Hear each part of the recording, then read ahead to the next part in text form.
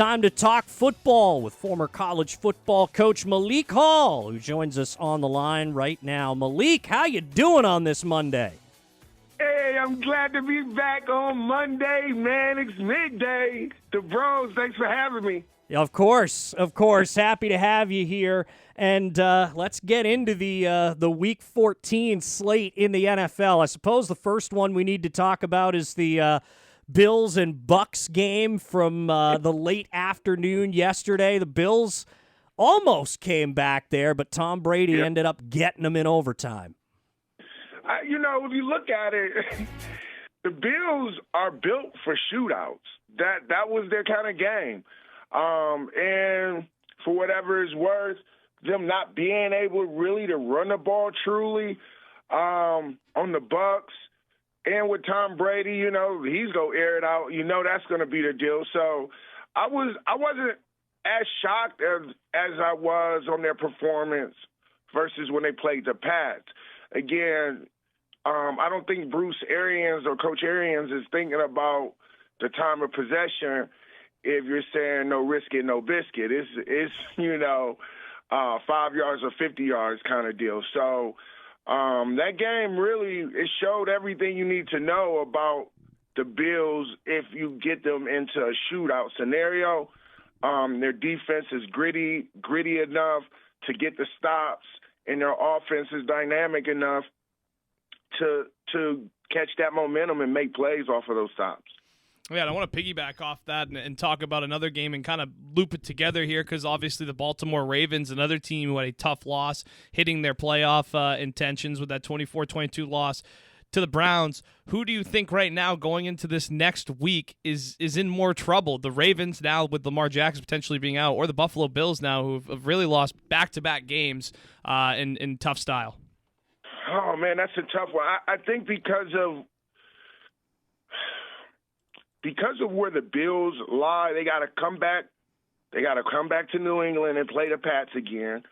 And then when you look at the Ravens, the Ravens, they still have Lamar. Even though Lamar did not finish the game, you just kind of have a feel that that's going to play a bigger part in their success down the road. And not to add, the Bills also have to play the Panthers, the Falcons, and the Jets. Though they're not winning, they're not a pushover team. And so it'll be interesting. But I think this win and this week, the Bills need it much more than the Ravens. Very interesting.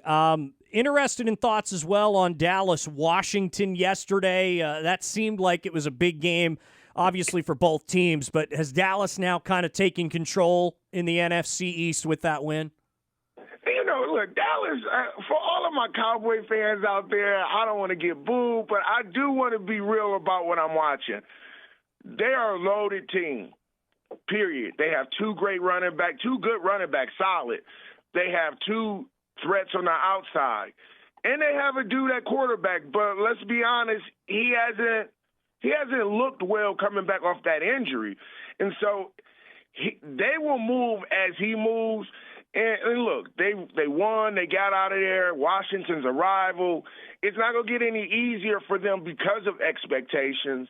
But if Dak doesn't play that much better, we could find Dallas one playoff and out, one game and out of the playoffs. But I certainly think they'll be in there, no question.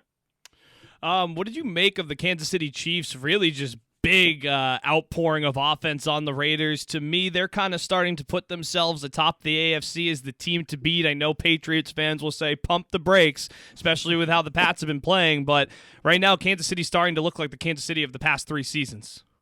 Yeah, look, we talked about this last week. Kansas City is a very explosive team, much like the Cowboys. We're just used to them putting up points. And for the past few weeks, outside of them beating the Raiders, they look stagnant.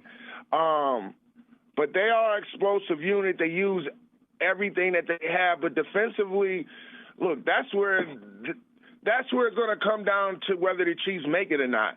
Can they hit a stride on their defense that's playing lights out? And if so, they got a shot. But listen, their last finish is going to be difficult. They still got the Chargers, the Steelers, they have the Steelers at home, and they still have the Bengals. And the Bengals are heating up. And the Steelers, again, though they're not winning right now, they're no pushover team. And so I don't think it's a no-brainer for the Chiefs. I think they still have to close out strong, and it is hard to win, period. And in the NFL, whatever conference, East, West, AFC, NFC, it doesn't matter. Speaking with Malik Hall on our Talking Football with Malik Hall segment here this week. Wanted to also get into the playoff positioning here a little bit with just this Thursday night game coming up between Kansas City and the LA Chargers, a game apart in the AFC West standings. Obviously, a big football game coming up. Kansas City looks like they figured it out, but the Chargers look pretty good too. This looks to me like it's going to be a pretty good football game. That's exactly, what I was alluding to. Like, the Chiefs are a dynamic team, but the Chargers and their young quarterback, I think the Chiefs will take them at the end of the day, because they have to. And for whatever it's worth, the Chiefs have been proven, the Chargers have not. And so it will be a huge win for Herbert if he can get it done. But I don't think he's there yet to say that he's going to be able to beat the Chiefs when the Chiefs need every win and to close out the last 4 weeks. And I want to switch things over and talk a little bit about the NFC. Obviously, we have tonight's big game, but also looking at kind of how things shook up, especially with the Green Bay Packers and another dominating performance over the Chicago Bears. A lot of people right now, I think, in the NFC are talking about Tampa Bay. And to me, that win over Buffalo is big, but I thought they were kind of bailed out at the end by some PI calls despite Buffalo's late push. So to me now, and I want to ask your opinion on this, do the Green Bay Packers stand out to you as the best 10-3 team in the NFC after this weekend? Oh, listen, Discount Double Check is still running on the commercials too. So as long as Aaron Rodgers is playing with the Green Bay Packers, whether he practices that week, whether he doesn't, he has been in the battles. He knows. And the opening game said everything you needed to know about Rodgers, right, of the NFL. He gets blown out. We think he doesn't have the passion anymore, and he goes on a tear. Now, within that tear, he is who he is. He has an arrogance about him that rubs people wrong, but he delivers. And when you talk about the game against the Bears, now everyone knows he went into Chicago and said, I own Chicago. I own Midway. So the Bears they were going to give him all he had, but he still got it done. And so, I think Green Bay is still a team that you got to beat. And if they get any type of home field advantage, now you got to beat the Lambeau fans and Green Bay. Yeah, certainly would be a tough ask for anybody here. Looking at that NFC playoff picture, big win yesterday in overtime for the 49ers in Cincinnati. They really, I think, helped themselves in the playoff push, considering there are only, 6 teams in the AFC right now that are over 500. So San Francisco is one of those teams, which means they're in a really good spot now ahead of a bunch of 6 and 7 teams. So long as they take care of business here, do you think they will end up as one of the wild cards? Yes, that's the NFL for you, right? Like, you got the 49ers and the Bengals battling it out. Burrow coming off of an injury, showing that he is worth his draft pick in his hometown. And they needed to beat the Bengals, because if not, the Bengals slides up a slot. The 49ers, I think, is a team that they still have yet to really figure out their offensive personality. I think they do a great job with all their formations and motions, but I don't think they've actually clicked yet.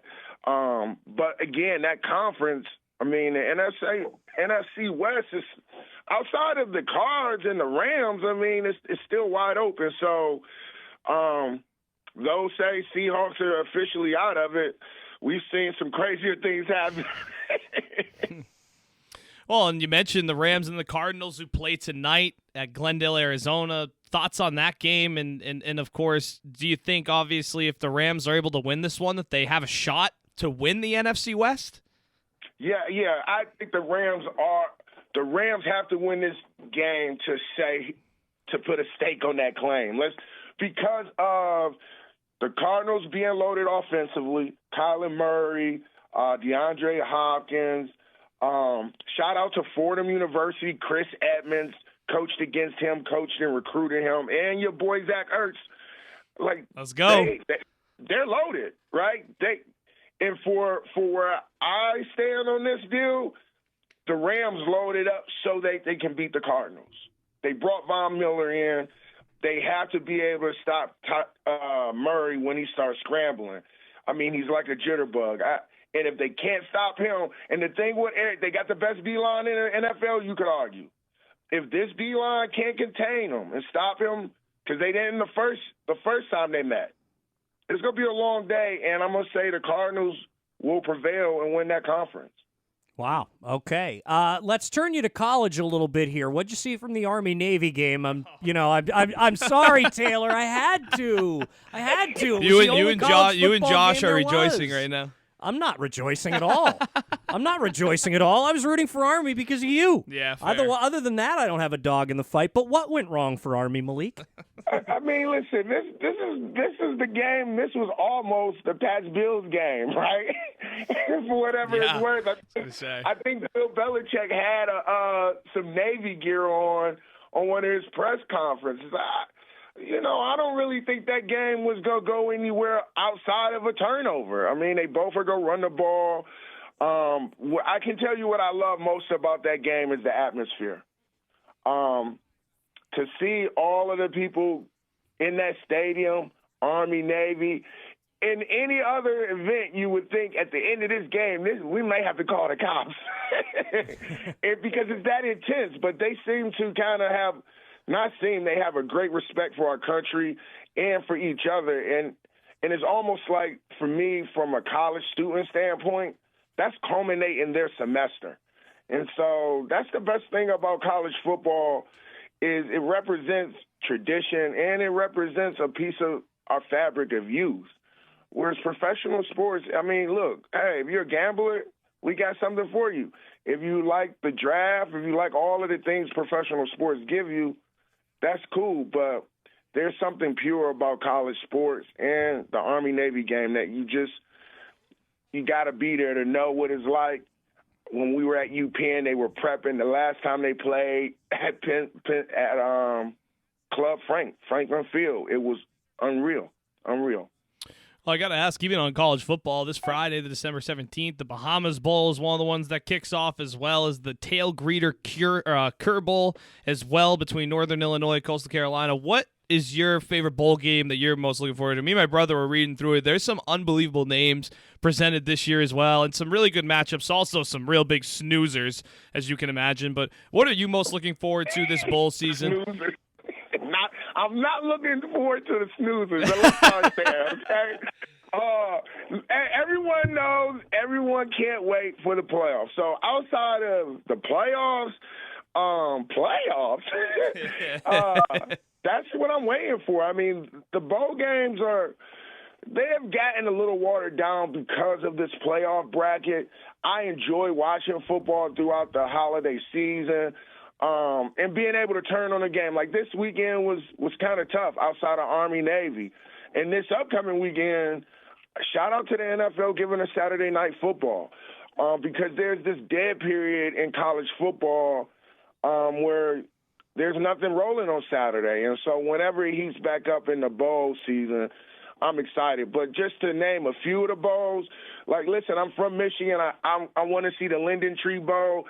At first sight, that may seem like a garbage bowl, but Eastern Michigan and Liberty, Hugh Freeze has made so much noise down there at Liberty, so much to the point where Liberty came out of their pockets and wallets to keep him there. And Eastern Michigan is a Division III head coach who moved up to the BCS level. So I'm excited just to see the hometown local schools, see if they can pull it off. Another bowl, like you said, the Cure Bowl, Northern Illinois, Coastal Carolina.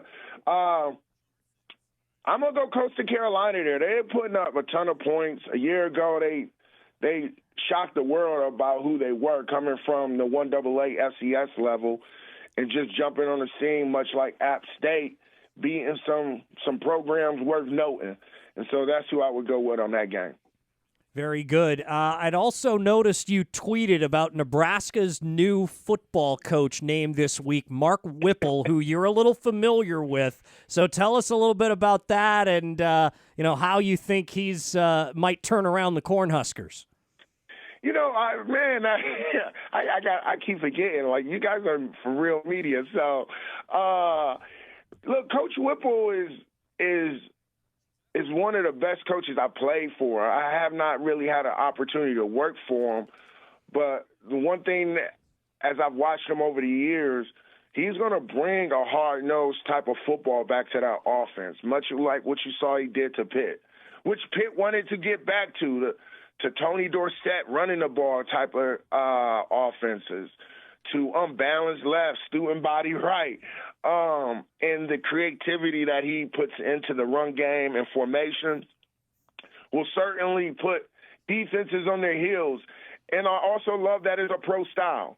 And with Nebraska, like we spoke a week ago about Michigan being a blue blood program, Nebraska football has to come back to be in a conversation for college football to really thrive at the highest level. The Floridas of the world, the Florida State.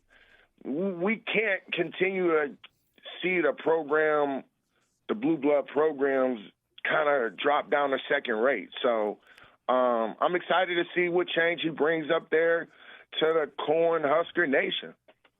Very good, and I'm just interested in the way you talked about some of these blue blood programs. Has it gotten a little stale in the FBS because Alabama's been so dominant here over these last few years? In your opinion? Listen, greatness is something to watch, right? And only at the collegiate level, I think, do we evaluate it like that. Like everyone is excited to see if someone can beat Bill Belichick or knock him off the throne. Mm-hmm. I think the best compliment that was said, I forget who said it with Coach, but when Bill is done, we should name Coach of the Year after Bill Belichick. And that greatness real time sometimes it gets taken for granted. Alabama, Nick Saban, what he's doing is no different than what Bill Belichick is doing. The difference is every program is not created equal, and we like to think that the NFL, the way the system is that each team will have an equal shot at some point. But, it does hurt to see Alabama constantly back in it, but it also gives someone an opportunity to be, a Jedi, if you will, and go beat Darth Vader. There you go. I still will believe that's going to be Jim Harbaugh in Michigan, but we'll see. I can't wait till we get towards that. It's going to be so fun. I can't wait. We're going to be having some good conversations with Malik on that note. I got to tell you, I think the Jim Harbaugh conversation plays well better up here than you guys talking about the Celtics. I think it probably does too. Right. All right. Malik Hall, thanks for talking football with us again. We'll talk to you next week. Thanks again, guys. Thanks again. All right. Again, that is Malik Hall, former college football coach, giving us his expertise. We'll be right back. This is Middays with Mannix and Mannix.